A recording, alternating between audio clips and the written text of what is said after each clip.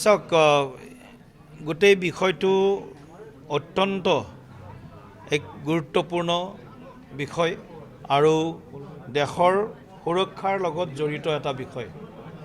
গতিকে মই ভাবোঁ যিখিনি তথ্য প্ৰমাণ আজি SITৰ প্ৰতিবেদনক আধাৰ হিচাপে লৈ মাননীয় মুখ্যমন্ত্ৰী ডাঙৰীয়াই সংবাদ মাধ্যমৰ আগত প্ৰকাশ কৰিলে, এই গোটেই কথাখিনিৰ আমাক বহুত দুখিত আৰু ব্যথিত কৰিছে যে গৌৰৱ গগৈৰ নিচিনা এজন সাংসদ যিগৰাকীয়ে নিজৰ পুত্ৰ সন্তানকো অসমীয়া নকৰি ভাৰতীয় নকৰি বিদেশী নাগৰিক কৰিলে, তেখেতৰ ধৰ্মপত্নী বা অৰ্ধাংগিনী তেখেতৰ নাগৰিকত্বও ভাৰতীয় নহ'ল, সন্তান দুটাৰো ভাৰতীয় নহ'ল আৰু পাকিস্তানৰ পে'ৰোলত তেখেতৰ শ্ৰীমতীয়ে ইমান দিন পাকিস্তানৰ পৰা দৰমহা সা সুবিধা ইত্যাদি লৈ আছিলে আৰু ভাৰত বিৰোধী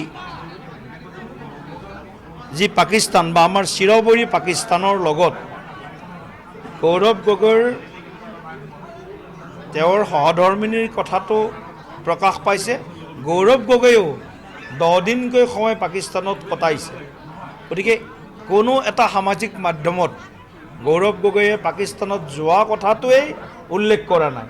গতিকে নিশ্চয় এই গোটেই ঘটনাটোত আমি এটা ৰাষ্ট্ৰীয় সুৰক্ষাৰ প্ৰতি গোটেই বিষয়টো গুৰুত্বপূৰ্ণ বুলি আমি বিবেচনা কৰিছোঁ। গৌৰৱ গগৈয়ে ইয়াৰ প্ৰত্যুত্তৰ দিব লাগে অসমৰ জনতাক। তেওঁ কিয় পাকিস্তান গৈছিল, পাকিস্তানত গৈ কি কৰিলে, তাৰ সমস্ত তথ্য অসমৰ ৰাইজক, দেশৰ ৰাইজক অৱগত কৰাব লাগে। আৰু আমি গোটেই ঘটনাটোক তেওঁৰ যিটো পাক লিংক আমি অসমীয়া হিচাপে বা দেশাত্মবোধ থকা নাগৰিক হিচাপে, ভাৰতীয় হিচাপে আজি খুব লজ্জাবোধ কৰিছোঁ। আজি আমি খুব লাজ পাইছোঁ যে গৌৰৱ গগৈৰ নিচিনা এজন সাংসদ, তেওঁৰ গোটেই পৰিয়াল আজি বিদেশৰ লগত তেওঁৰ যিটো লিংক, এই লিংকটোৱে সহজভাৱে ল'ব পৰা বিষয় নহয়।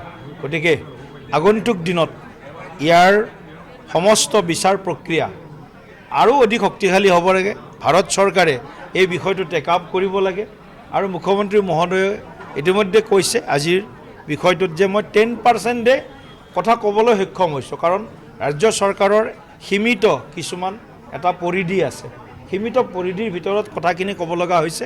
গতিকে আমি আহ্বান জনাইছোঁ কেন্দ্ৰীয় চৰকাৰে এই গোটেই ঘটনাটো দেশ বিৰোধী, কাৰণ তেখেতৰ গোটেই যিবিলাক কৰ্মকাণ্ড আমি দেখিছোঁ গৌৰৱ গগৈৰ, আমি সামগ্ৰিকভাৱে এই কৰ্মকাণ্ডবিলাকত লৈ আমাৰ অসন্তুষ্টি আছে, আমি ক্ষোভিত হওঁ, কিন্তু তেখেতে সেইবিলাক কাম কৰি ভাল পায়।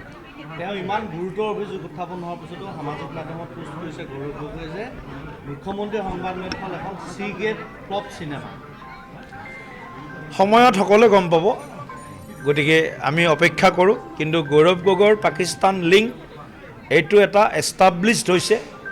গতিকে গৌৰৱ গগৈৰ পাকিস্তান প্ৰীতি, গৌৰৱ গগৈৰ পৰিয়ালৰ পাকিস্তান প্ৰীতি আৰু দেশৰ সুৰক্ষাৰ প্ৰতি গৌৰৱ গগৈ ডাঙৰীয়াৰ নিচিনা ব্যক্তি বা তেওঁৰ পৰিয়ালে কেনেকৈ ভাবুকি আনিছিল বা ভাবুকি অনাৰ প্ৰয়াস কৰিছিল, সেই সন্দৰ্ভত ভাৰত চৰকাৰে কঠোৰতম পদক্ষেপ আগন্তুক দিনত গ্ৰহণ কৰিব লাগে। কি ক'ব?